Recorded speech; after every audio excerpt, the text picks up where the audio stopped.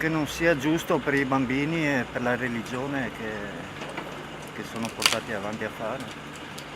Per l'esempio, non so se sia perché non vogliono la religione sulle scuole, c'è sempre stata da quando ci sono le scuole, non vedo perché non la devono portare avanti. Questo è uno dei tanti commenti in merito alla decisione di Elisabetta Pustetto, la dirigente scolastica dell'Istituto Comprensivo Ilaria Alpi di Favaro Veneto, che ha fatto scoppiare una polemica per non aver aderito al progetto di realizzare il presepe all'interno degli istituti finanziato dalla Regione.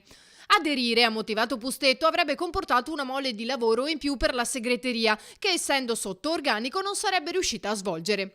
Eppure questa spiegazione non convince molti. C'è chi critica la scelta perché ritiene che la rappresentazione della natività debba necessariamente essere presente negli edifici scolastici e chi invece trova sia inopportuno fare il presepe nelle scuole dal momento che ormai siamo in presenza di una popolazione scolastica interreligiosa, come da un progetto in atto all'istituto. Secondo il presidente della municipalità però si è sollevato un polverone troppo grande.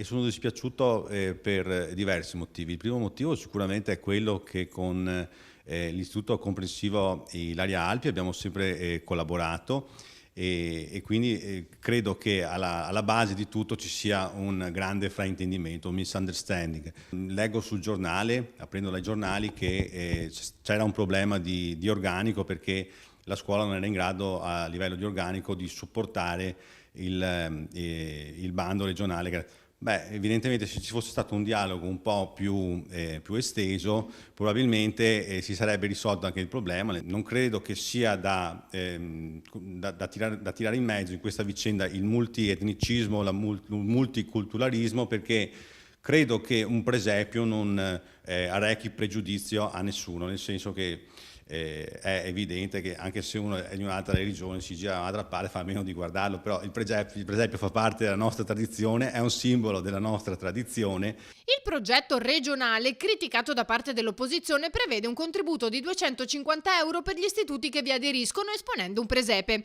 Se la dirigente non cambierà idea, Io metto a disposizione il municipio, per cui nei prossimi giorni lancerò un appello pubblico per quanti vogliono partecipare, sia genitori che bambini. Chi vuole portare una statuetta è libero di farlo. Facciamo un grande presepio, dentro il municipio, apro le spalanco, le porte, se vogliono venire sono tutti ben accetti, facciamo un bellissimo presepio all'interno del municipio.